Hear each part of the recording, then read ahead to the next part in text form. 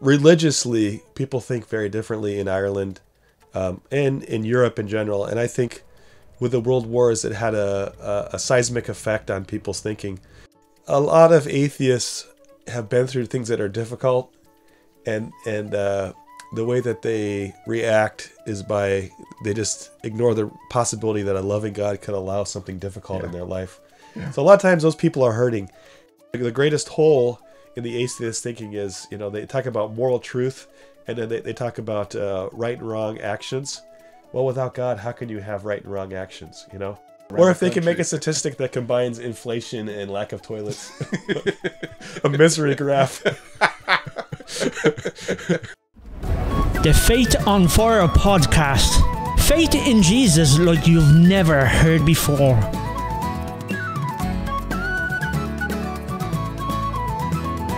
And here's your host, Oriel O'Gorman. Well, you're very welcome to another episode of the Faith on Fire podcast. Thank you for joining us today.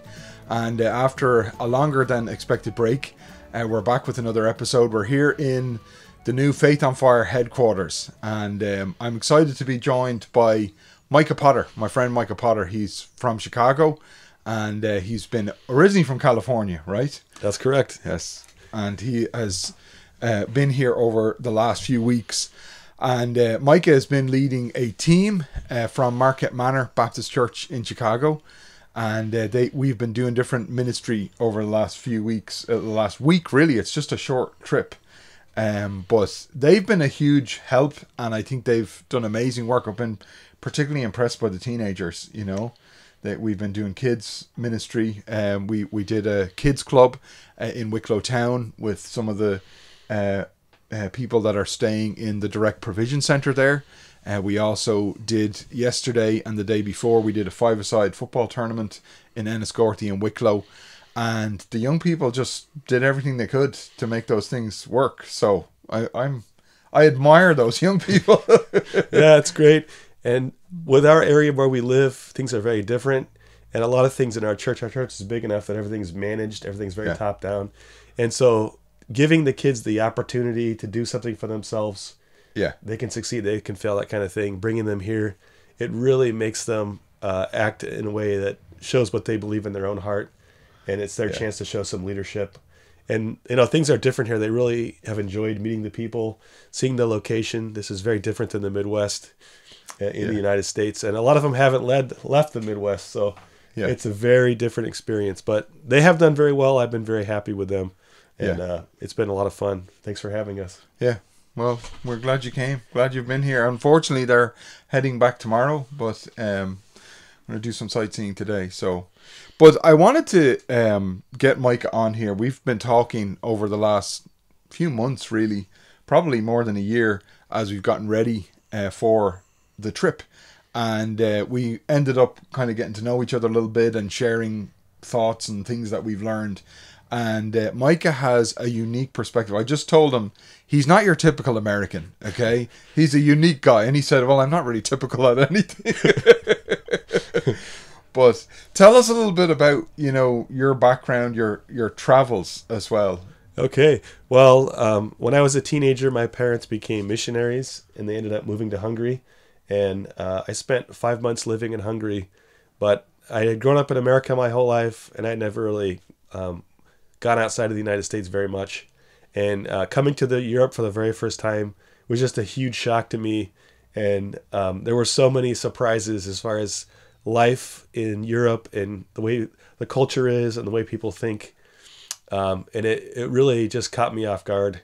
And as an American going to Europe, there's a lot of things that just surprised me. So I came here as a teenager. I went back. I went to university. I had a ministry, but then the Lord kept bringing me back to Europe for various ministry opportunities, various trips. And so I've explored, I'm at 18 European countries, which isn't a huge amount, but for an American, that's a lot. Well, I think you've been to more European countries than I have. Okay. So there you go. I'd like to see them all before I die. I don't know. Yeah. We'll see if I make it. But Europe to me is just so fascinating, and it's just so different than the United States in just a lot of ways. There's a lot of things that make sense in Europe, but as an American, my reaction is just like, I'm so shocked by the things that I see. I wanted to get that too, an American's reaction to Europe and to Ireland, because you've been here for the last week and seen what our country's like. So yeah, I don't know what it is about Europe, but I mean, whenever I spend money, like if I have a big group, like I have budgets and I spend money, but if the bill is larger, they have to hand me the receipt and they have to like explain each thing, like, and they'll act like I'm angry at them. It's like, just hand me the receipt. It's fine.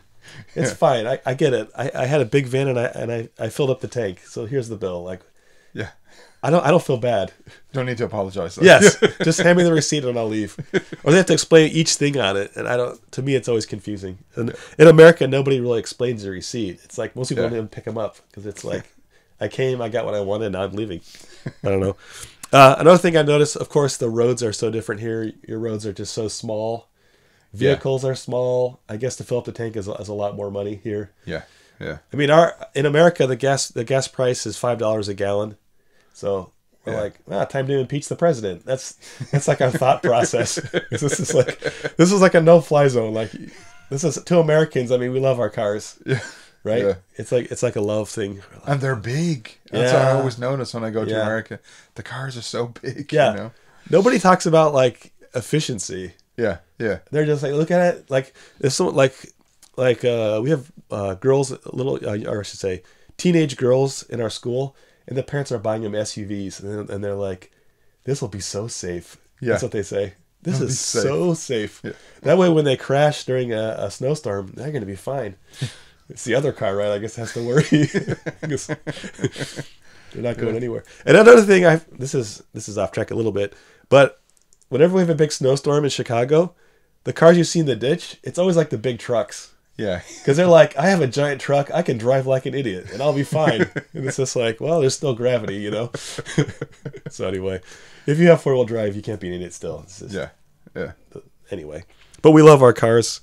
Yeah. Parking, there's so much parking in the United States, big parking spots, parking lots everywhere, free parking. Yeah. When I come here, it's like, where am I going to park? Yeah. That's like half the battle in Europe is like, I've spent hours looking for anything. And then once you park, you're like, was it legal? Like, you think I'll get a fine later? Like, my car might be gone when I come back. Or clamped. Well, and I don't know that they're as strict as that, but it's just there's some more ambiguity as far as what's tolerable and what's not tolerated. I mean, I think you have the actual rules of where you can park, and then you have what's actually enforced. Yes, that's true. Yes. Yeah, it may not be the same thing. Very true. Yeah. Finding bathrooms, that's probably the biggest thing for Americans. We're like, where's the public restrooms? Because the United States, if you serve food by law, you have to have a public restroom. Yeah. You can't say no to people, so yeah, there's plenty of opportunities. Or when I came here the first time, they tried to charge me for a restroom. I'm like, oh no, this is morally wrong. You know, I can't pay the 25 cents or whatever. Like, forget it.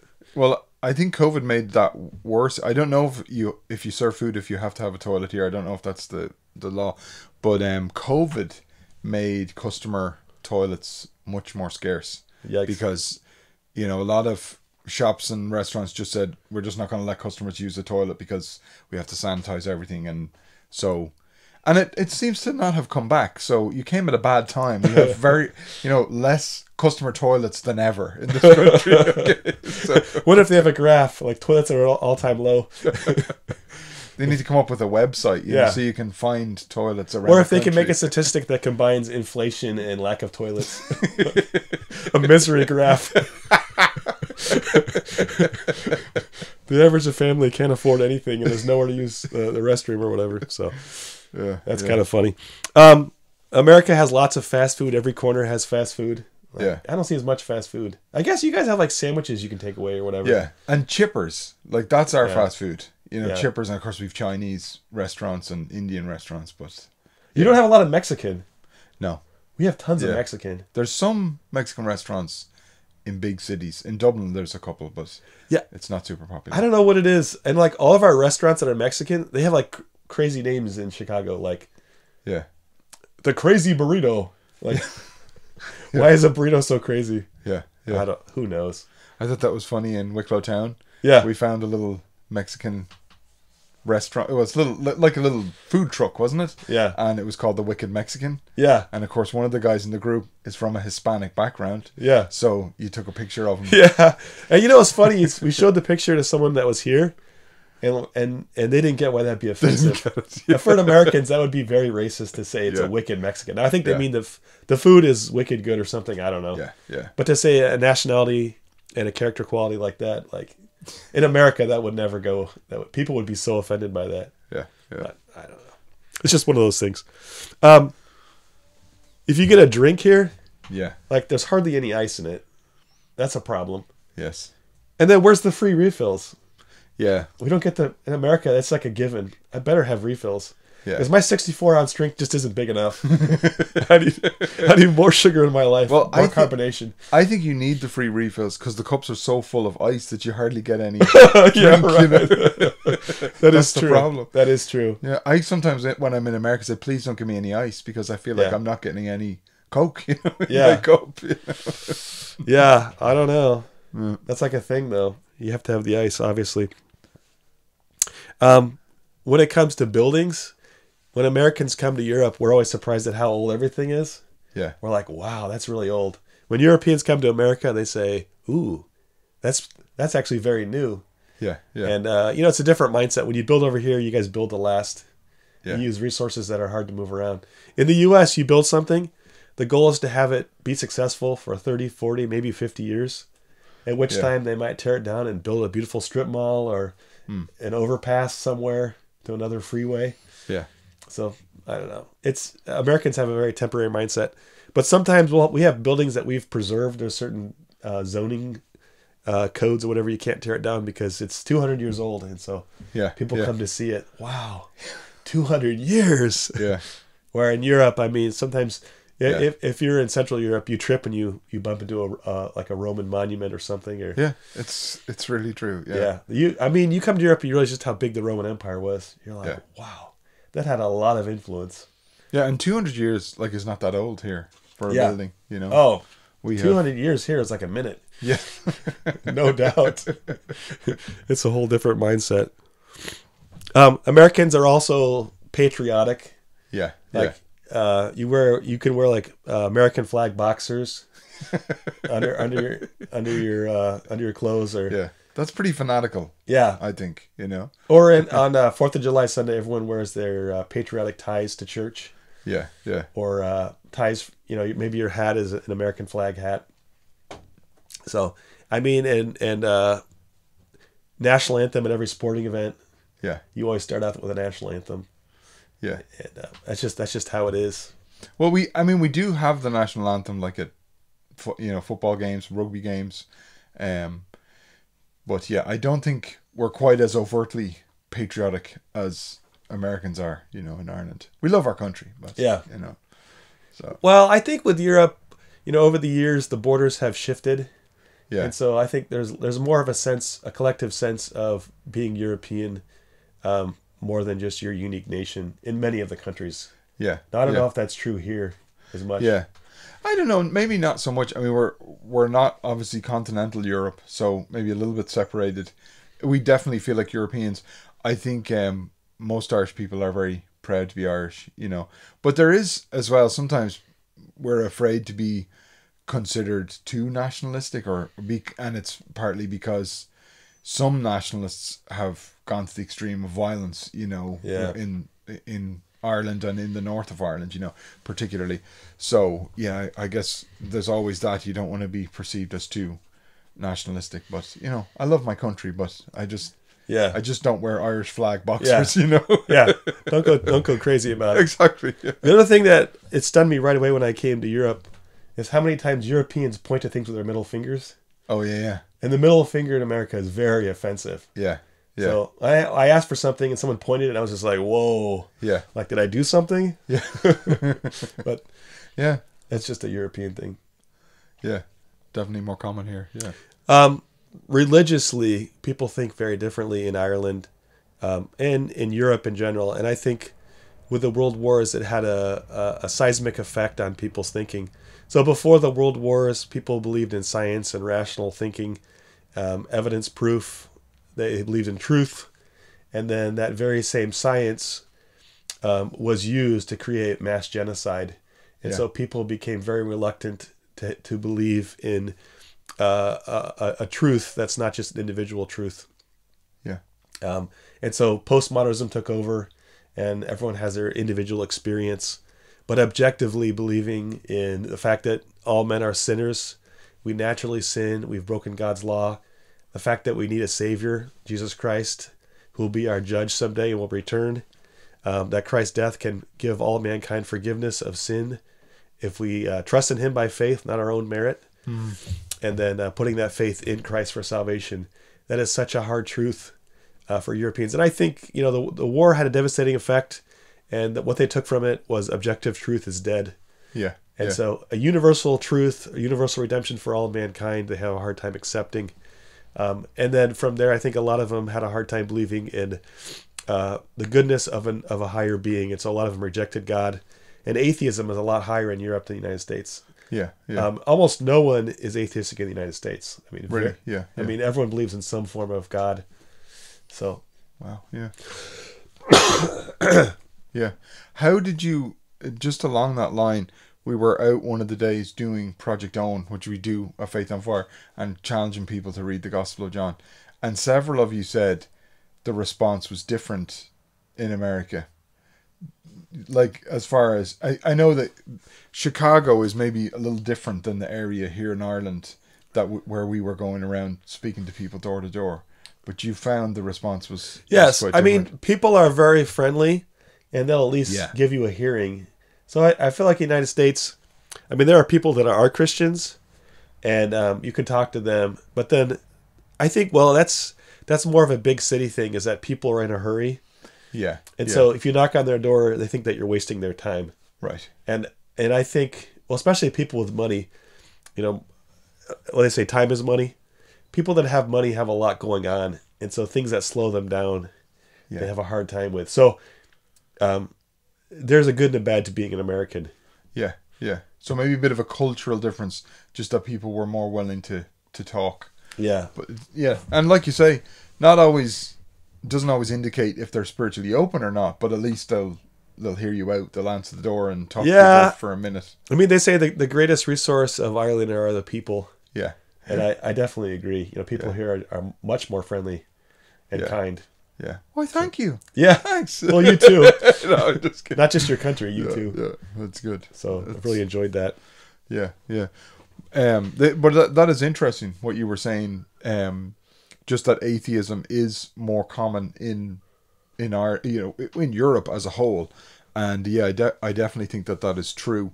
And but Micah is a youth pastor, and you've worked with teenagers for many years, and of course you've probably worked with people from all age groups, But as you encounter people who are atheists, what is your experience? What brings them to that point? What is their attitude towards God? The God they say does not exist, Yeah. So a lot of atheists have been through things that are difficult, and the way that they react is they just ignore the possibility that a loving God could allow something difficult in their life. Yeah. So a lot of times those people are hurting, and I don't know what it is about me, but everywhere I go, I find atheists. Yeah. And they come to me. Yeah. And I love them. I really do care about them, and I want the best for them. So I'll try to talk to them. But a lot of times they're hurting. Something happened. How could a good and loving God make this happen in my life? If either he doesn't have the power to stop it, or he doesn't really care. That's what they would normally say. Yeah. Which the assumption is, for God to exist, he has to act the way that I think he would act.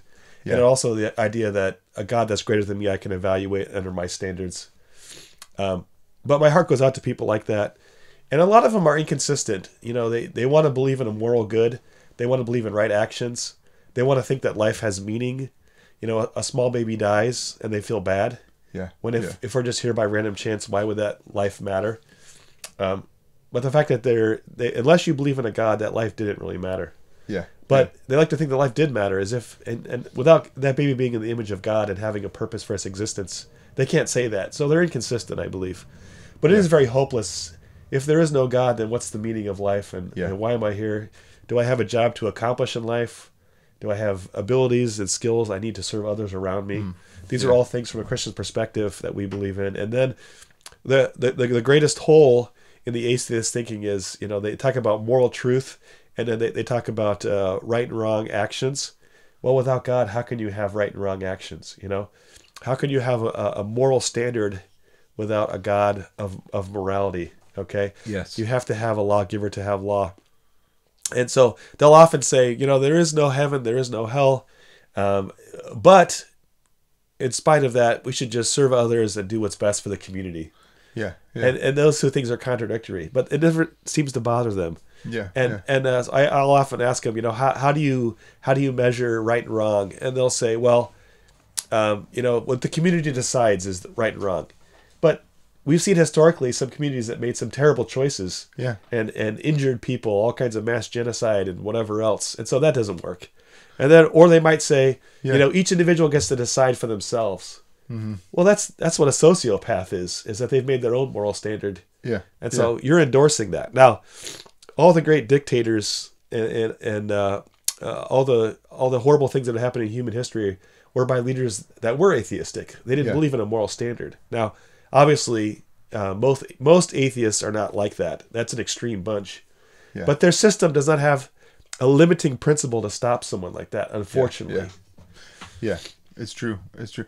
I mean, I read recently that even, I think it was Richard Dawkins, in later years has said, even though I don't find the idea of God compelling, that maybe we need a belief in God to be a check on us morally. And he put it in, I'm paraphrasing, but he said, basically, is somehow the idea of some greater power looking down on us helps us to do the right thing and not to do wrong things. And I think maybe a bit of regret that he's so eroded done so much to erode the idea of God, because obviously it does affect us morally. If no one's watching, if we're not accountable to anyone, it really does change the way we behave. And God is the ground, I believe, of morality. Yeah, and I accepted Christ as my Savior as a young person, but it gives everyday meaning and purpose. I wake up with a mission.